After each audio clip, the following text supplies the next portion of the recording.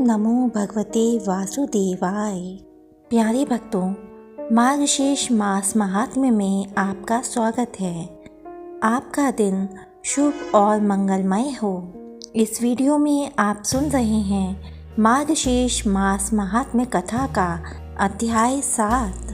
ब्रह्मा ने कहा, आपने कहा है कि विधि पूर्वक किया गया मार्गशीर्ष अनुष्ठान आपको प्राप्त करने में सहायक है। हे देवराज, उसमें क्या विधि है? हे केशव, मुझे सब कुछ बताइए। श्री भगवान ने कहा, भक्त को रात्रि के अंत में उठकर अपने दैनिक कार्य तथा कुल्ला, दंत धावन आदि से निवृत्त होना चाहिए। तत्पश्चात उसे अपने गुरु को प्रणाम करना चाहिए तथा बिना किसी आलस्य के एकाग्र चित्त होकर मेरा स्मरण करना चाहिए। हे महाबुद्धिमान, उसे अपनी वाणी पर संयम रखना चाहिए तथा पवित्र रहना चाहिए। फिर उसे मेरे सहस्र नाम अर्थात विष्णु सहस्र नाम का जप करके भक्ति पूर्वक मेरी स्तुति करनी चाहिए। मल मूत्र त्यागने के लिए गांव से बाहर जाना चाहिए। बताए गए तरीके से अंगों को साफ करने के बाद उसे आचमन करना चाहिए। अपने दांतों को साफ करके उसे स्नान करना चाहिए। फिर उसे तुलसी के पौधे के नीचे की मिट्टी और उसके कुछ पत्ते लेने चाहिए। पत्ते तोड़ते समय उसे मूल मंत्र ओम नमो नारायणाय अर्थात ओम नारायण को नमस्कार या गायत्री मंत्र ओम नमो नारायणाय का उच्चारण करना चाहिए। ओम नमो नारायणाय। हे महाबुद्धिमान, उसे मंत्र पढ़ते हुए मिट्टी को अपने पूरे शरीर पर लगाना चाहिए और फिर पानी से नहाना चाहिए। उसे अघमर्षण मंत्र पढ़ना चाहिए। ऐसा कहा जाता है कि नहाते समय भक्त पानी लेकर अपने शरीर पर डाल सकता है। मंत्रों से परिचित विद्वान भक्त को चाहिए कि वह इस मंत्र द्वारा जल को तीर्थ में बदल दे। ओम नारायण को नमस्कार को मूल मंत्र कहा गया है। उसे बड़ी पवित्रता के साथ सबसे पहले आचमन की क्रिया करनी चाहिए और फिर अपने हाथ से दरभा घास लेनी चाहिए। चतुर व्यक्ति को अपने चारों ओर 4 हस्तों की भुजाओं वाला एक वर्ग बनाना चाहिए और फिर इन मंत्रों के माध्यम से गंगा का आवाहन करना चाहिए। हे जाह्नवी, तुम भगवान विष्णु के चरणों से उत्पन्न हुई हो। तुम वैष्णवी हो। भगवान विष्णु ही तुम्हारे आराध्य हैं। जन्म से लेकर मृत्यु तक किए गए पापों से हमें बचाओ। हे जाह्नवी, तुम भगवान विष्णु की भक्त हो। वायुदेव ने कहा कि आकाश, पृथ्वी और स्वर्ग में 35 करोड़ तीर्थ हैं। हे जाह्नवी, वे सभी आप में विद्यमान हैं। देवों में आपके नाम नंदिनी, नलिनी, दक्षपुत्री और वेगा हैं।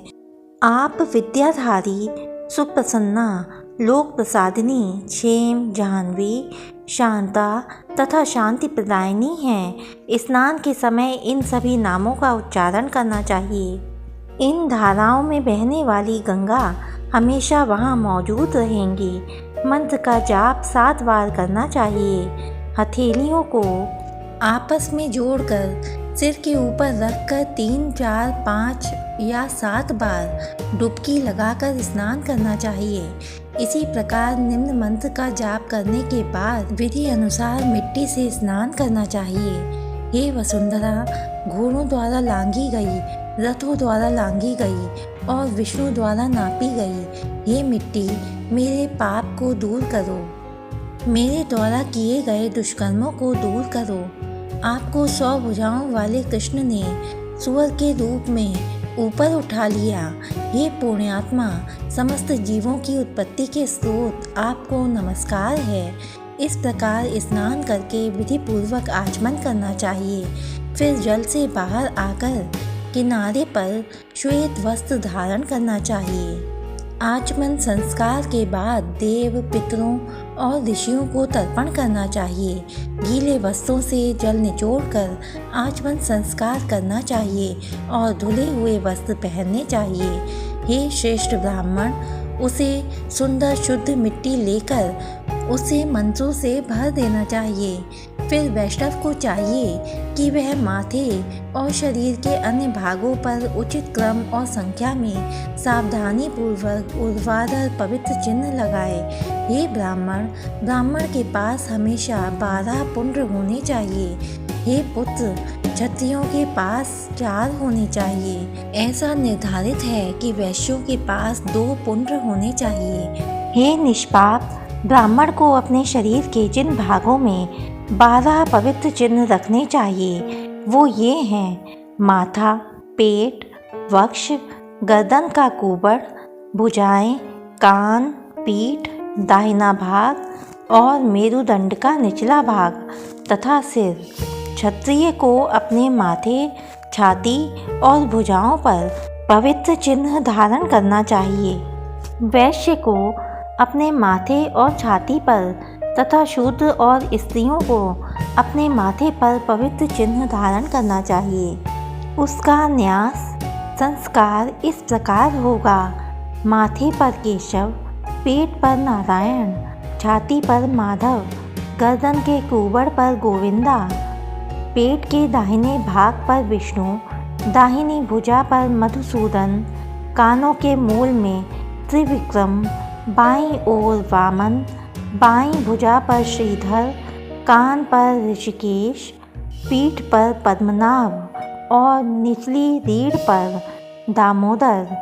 स्नान के जल से वासुदेव को सिर पर स्थापित करना चाहिए। यह कार्य ब्राह्मण द्वारा किया जाना चाहिए। क्षत्रिय को क्या करना चाहिए यह जान लो। उसे अपने माथे पर केशव का और वक्ष स्थल पर माधव का ध्यान करना चाहिए। हे प्रिय, उसे अपनी दोनों भुजाओं पर मधुसूदन का स्मरण करना चाहिए। क्षत्रिय के लिए यह विधि बताई गई है। वैश्य का कर्तव्य सुनो। उसे माथे पर केशव का और छाती पर माधव का ध्यान करना चाहिए। भक्त को मुझे प्रसन्न करने के लिए इस विधि के अनुसार पुण्य चिन्ह लगाना चाहिए। गहरे रंग का तिलक शांति के लिए अनुकूल माना जाता है। लाल रंग का तिलक दूसरों पर विजय पाने का कारण माना जाता है।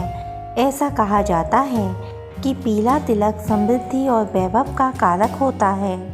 सफ़ेद तिलक मोक्ष प्रदान करने वाला है। जो भाग्यशाली व्यक्ति भगवान विष्णु में अनन्य अनुरक्त है तथा समस्त लोगों के कल्याण में लगे हुए हैं, उन्हें अपना पुण्य हरि के चरण के आकार का तथा बीच में रिक्त स्थान वाला बनाना चाहिए। हरि के साथ सालोक्य की प्राप्ति के लिए ब्राह्मण को हमेशा बीच में अंतराल वाला पुण्य रखना चाहिए। बीच में बड़ा अंतराल वाला पुण्य चिन्ह बहुत शुभ होता है। तो भक्तों, अब सुनिए श्रीमद् भागवत गीता के 8वें अध्याय का महात्म्य। भगवान शिव कहते हैं, हे देवी, अब 8वें अध्याय का महात्म्य सुनो। उसके सुनने से तुम्हें बड़ी प्रसन्नता होगी। लक्ष्मी जी के पूछने पर भगवान विष्णु ने उन्हें इस प्रकार 8वें अध्याय का महात्म्य बतलाया था। श्री भगवान बोले, दक्षिण में आमर्दकपुर नामक एक प्रसिद्ध नगर है। वहाँ भाव शर्मा नामक एक ब्राह्मण रहता था, जिसने वैश्या को पत्नी बनाकर रखा था। वह मांस खाता था, मदिरा पीता, श्रेष्ठ पुरुषों का धन चुराता, पराई स्त्री से व्यभिचार करता और शिकार खेलने में दिलचस्पी रखता था।